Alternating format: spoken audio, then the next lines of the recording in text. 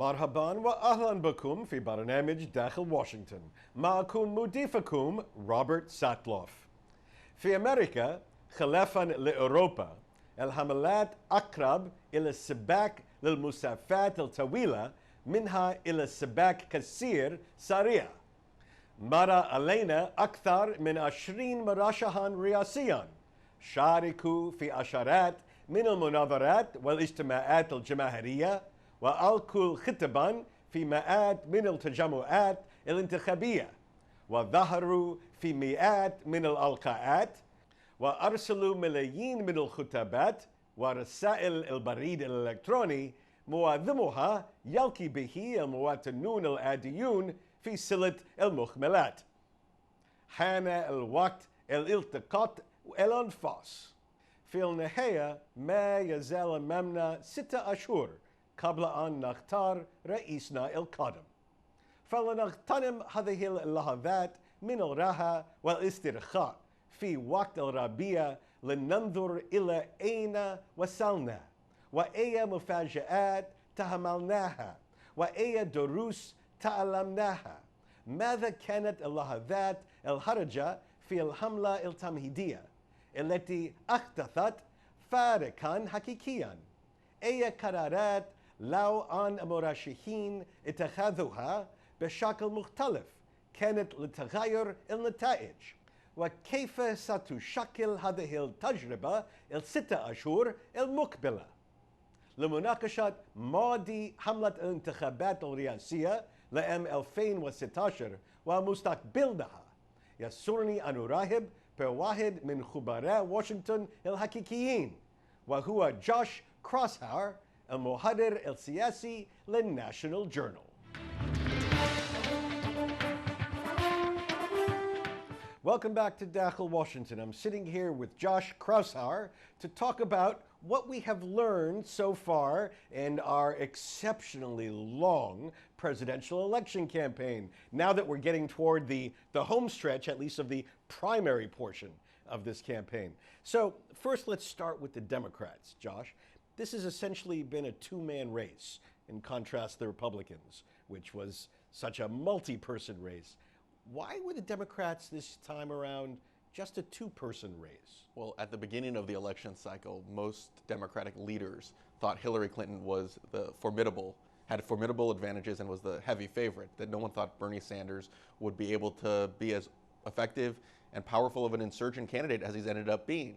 Now, he's unlikely to win the nomination. The math is very complicated for him to get to the point where he can win the nomination from Hillary Clinton, but he has won more as a challenger than many Democratic insurgents, activist types in many, many years. And he is going to play a pivotal role at the Philadelphia convention. He's going to have a major say in the Democratic Party's direction going forward. So even if he is not the Democratic Party's nominee, and it doesn't look like he will be, he's going to play a big role in the party going forward. So given how generally viewed as a weak candidate Hillary has been over the last number of months, do you think anybody like Joe Biden is kicking themselves for not also throwing their hat in? After all, if Bernie Sanders could do this well, could somebody else? Joe Biden, Elizabeth Warren, the senator from Massachusetts. I mean, there are a lot of Democrats, especially on the liberal wing of the party, that look at Bernie Sanders, who's 74 years old, never was considered a top presidential prospect, and I think they are kicking themselves. I don't think they realized how weak of a candidate Hillary Clinton has ended up being. She's going to be the Democratic nominee in all likelihood. She's going to enter the election with significant vulnerabilities. And the question is, that left side of the liberal, progressive side of the party, do they unite? Do they get behind Hillary Clinton despite growing reservations about her positions on issues that Bernie Sanders has helped elicit? Or is there a divide in the Democratic Party like we've seen on the Republican side so vividly between Donald Trump, Ted Cruz, and the establishment wing of the Republican Party? When you look back over the last year or so, can you identify one or two really pivotal moments in the Democratic election campaign? The big divide, one of the big divides, is on foreign policy, where Bernie Sanders took positions on Israel, on the Middle East, that were different from Hillary Clinton's and frankly have been different from the general Democratic Party consensus for quite some time. And there's an activist wing, the wing of the party that punished Hillary Clinton in 2008 for her vote on the Iraq War are still not sold on her and her view of her more hawkish view on foreign policy, and they are really resonating. That Bernie Sanders is really resonating with these types of Democratic voters. And I also think, I mean, every time Bernie Sanders mentions income inequality, mentions the speeches that Hillary Clinton has given before major Wall Street firms, that is that it's the Occupy Wall Street, it's that economically progressive element of the party that is really in line with where Sanders stands. It's not a majority of the party. The party is largely divided along that economic line between the moderates, the Wall Street and pro-business types, and the people who want much more regulation, punish the big banks. But Bernie Sanders, every time he mentions about Hillary Clinton's ties to Wall Street and big business at a debate, that really has helped get him momentum throughout this process. Which doesn't sound like it's an issue that Donald Trump is going to be able to bring up very much. No, and it's, I mean, one of the fascinating things as far as the Republican field has gone, Donald Trump is a billionaire. He's someone who you never would think would capture sort of the populist energy, and I still don't think in a general election will be effective at capturing the populist energy in the country. But he really has transformed himself. His rhetoric has been very much targeted at people in the working class of the Republican Party, people who have not been successful in the modern economy, people who have felt disaffected about the way the country is headed. And it's interesting to see how a lot of his rhetoric actually is remarkably similar to Bernie Sanders when it comes to dealing with those types of voters, even though their proposals and their policy ideas are much, much different. So just again, still with the Democrats, is there any one issue that emerged over the last year that maybe you didn't expect to emerge, or something that we all expected to be on the lips of Democratic candidates, but really it didn't happen? Income inequality, the gap that we've talked about this we've seen this in Democratic politics for a long time, but the gap between the haves and the have-nots have really fueled Bernie Sanders' rise. And I think a lot of people, a lot of pundits were fooled that you look at President Obama's job approval rating with Democrats, and it's very, very good, very strong, very high. But underneath that approval rating is a lot of disaffection, and we're seeing that in the Democratic primary. Young voters, college students, are paying a lot of debt when they go to college, and then they can't find a good job after they graduate.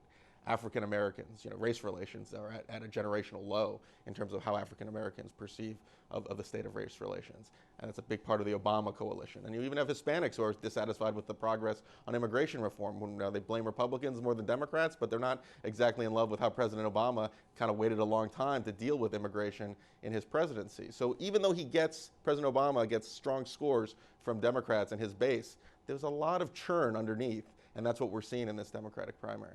So the conventional wisdom is often a tough campaign makes a better candidate, and maybe Hillary will be a better candidate as she moves into the next phase. What do you think she and her senior advisors take away from the last 6 to 8 months, and how will that factor into the next 6 months? The big question for Hillary Clinton and her team is whether she needs to throw a bone, appeal to the left. If she wins the nomination, pick Elizabeth Warren as her running mate, or throw some policy proposals as the nominee that are going to be satisfactory to Bernie Sanders and his followers. Or because Republicans look like they're headed, sort of off the cliff, going to the conservative side of the party or the more extreme parts of their party as well, does she find that there's a lot of room in the middle and actually take for granted the activist base of her party and move to the center because she has a lot more room than she might have anticipated earlier on in doing so.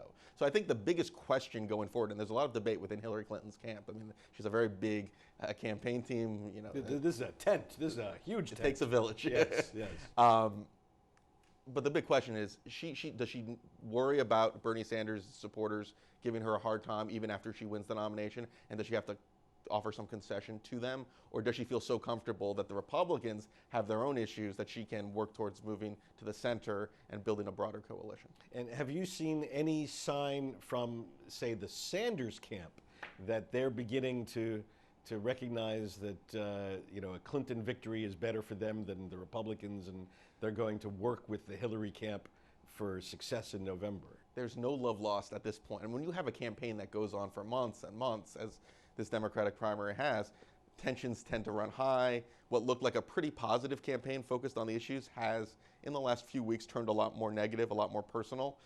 Bernie Sanders has a big decision going forward with the primaries coming up next soon in Pennsylvania, the northeastern states. These are states that Hillary Clinton is favored to win.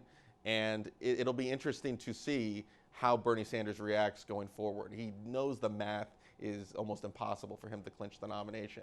Does he unite the party, or does he continue to press his message and press Hillary Clinton going forward in the primary?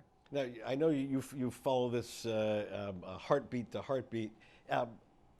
Has Hillary become a better candidate as this process has moved along? You know, having seen her on the campaign trail, I actually think she has grown as a candidate. Her speech. What does that mean in practice? She's really tailored her message towards the Bernie Sanders supporters. It's a more focused message. I think at the very beginning when I covered her in Iowa and New Hampshire, she was trying to throw a whole laundry list of policies. She was trying to remind people of her husband's accomplishments as president. I think her speeches, from what I've seen, are much more focused now. I thought her victory speech after New York was a very strong one, trying to unite the party and focus her message onto a general election. But you know, the thing that I've been struck by is that her numbers haven't changed. She is a well-defined politician in the eyes of voters, and her numbers, her favorable numbers, are consistently in just historically bad territory for any presidential candidate. So I am growing more pessimistic that she's going to be able to turn things around in the general election if she's the nominee. I think she has some serious vulnerabilities, and the big question then becomes, what do the Republicans do, and who do they nominate, and how do they tailor their messaging for the general election? And there's one more factor after the break, we turn to the Republicans. President Obama, he's generally had to stay out of a primary fight within his party. Does he become a big asset to Hillary? And is he a big asset when you look at the national political scene come November? He would be an asset. If you look at his popularity with Democrats, he certainly would help energize the voters, the core voters that were part of his coalition. Many of them are not really enthusiastic, and as far as millennials, young voters go, they're not voting for Hillary Clinton at all in the Democratic primaries. So he is a very important figure to unite the party. He can't really feasibly get involved now as long as Bernie Sanders is competing. He's pledged to be neutral as long as this process is a competitive one, and that's one of the big hijinks that's taken place. I think the president, the White House, expected to engage at this point in time to prepare the Democratic Party for the general election. But because Bernie Sanders continues to hang in there, even though he has a very difficult path, it keeps President Obama on the sidelines and makes it more difficult for the party to unite. Okay, when we come back after the break, we're going to look at the Republican side of the aisle, what lessons they have learned from the last year, and how this experience may tell us what lies in store for the 6 months before a November presidential vote. In just a moment.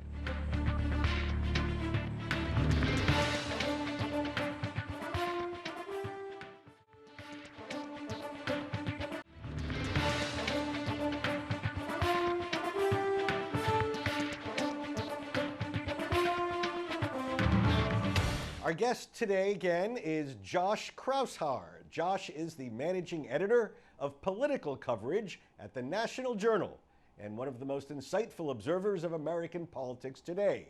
Previously, he served as executive editor of the journal's Hotline. Earlier, Josh was a political correspondent for Politico, another must-read media platform specializing in everything you always wanted to know about Washington politics. So now let's move to the Republicans. Out of nearly 20 candidates, when we look back on it, how did Donald Trump, of all people, emerge from the pack? There are a lot of reasons for that. One is he tapped into an untapped voting pool that Republicans hadn't really catered to much in the past. A populist, blue-collar wing of the party, even though the messaging and the policy coming from party leadership was much more geared toward the elite, the business types, the wealthier Republicans. There was a group of, some of them former Democrats, some of them just independent voters who didn't really like either party, that gravitated towards the Republican Party in recent years, but didn't really share the, Mitt Romney, John McCain view of immigration, of trade, of a whole lot of issues that Republicans are outspoken on. Donald Trump tapped into that untapped set of issues and really found a base of support And then when you combine that with the unlimited, seemingly free coverage he's been getting, earned media coverage, the New York Times recently estimated that if Donald Trump actually had to pay for the coverage he was getting on the news networks, he would have to pay about $2 billion to get that type of coverage. All the candidates, Democrat and Republican alike, didn't even come close to that number. So when you combine to the fact that he's really hit a nerve with a certain constituency within the Republican Party, and he's also amplified that with the media coverage as a reality show host, as someone who was on television almost every day. It's a formidable combination. Not many people saw this coming, but when you look back with the benefit of hindsight, you can see the features that allowed for Donald Trump to rise. Now, also another phenomenon is that all of the relative moderates cannibalized themselves in the Republican field. They ate each other up, and in the end, none are left, except John Kasich, who's so far out he's not going to have bearing. These are all smart people. Didn't they see this coming? It's a challenge because in each of these candidates' individual interests, it was for them to stay in to see if they could be the party's nominee. There were 17 candidates at the very beginning of the process.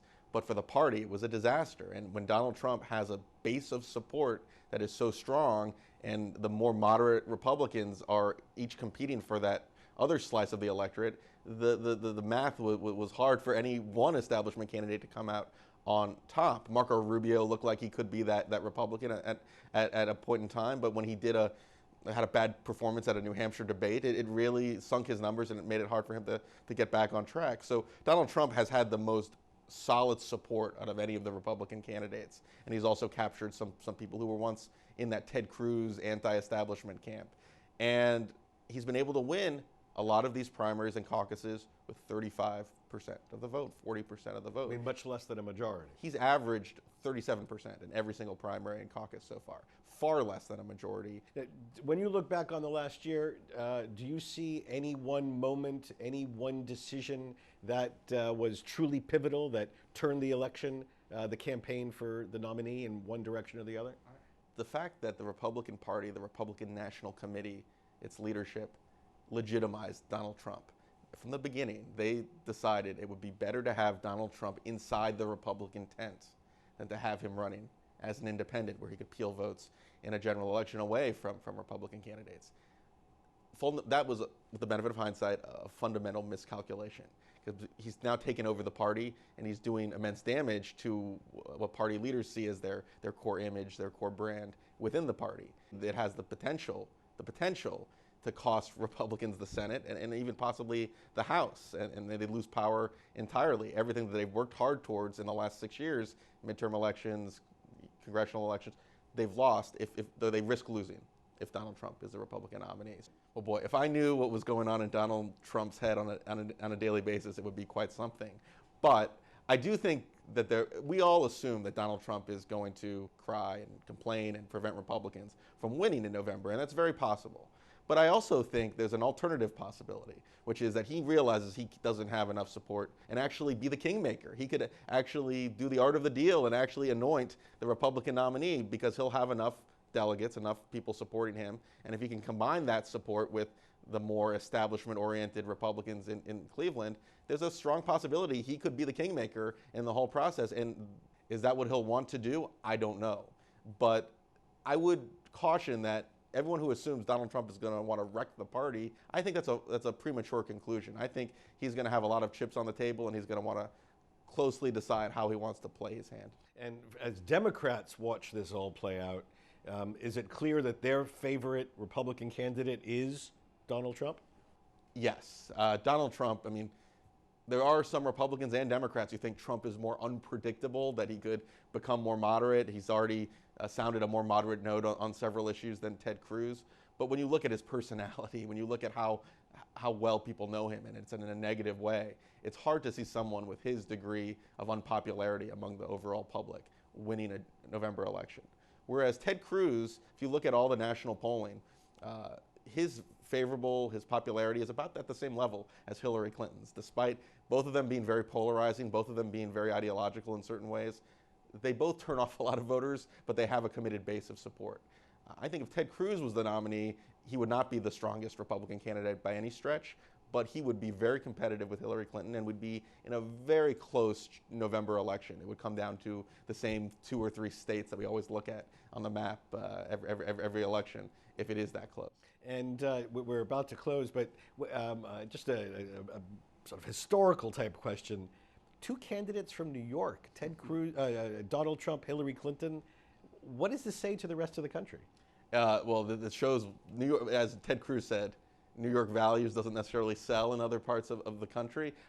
Look, I mean, they're both very unpopular. I don't think it has to do with their home state, but it does show that they appeal to a certain constituency that doesn't necessarily relate to the rest of the electorate. So these are candidates that are, I mean, Hillary Clinton's from Illinois, Donald Trump spends his summers in Florida. They do have other homes outside of New York State, but this is the first election in a long time. I think you have to go back to like Thomas Dewey in 1948 to find a nominee, any nominee from the state of New York. Excellent. Josh, thank you very much for joining us on Dakhel, Washington. Thanks, Rob.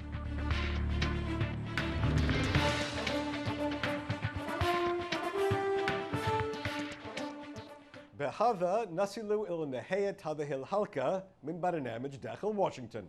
إذا كانت لديكم أي استفسارات أو تعليقات حول هذه الحلقة، وخاصة حول الطريقة الدائمة للحملة الرئاسية الحالية، أرجو أن تراسلوني مباشرة على عنوان البريد الإلكتروني التالي insidewashington@alhurra.com. معكم روبرت ساتلوف. شكرا لكم وإلى اللقاء.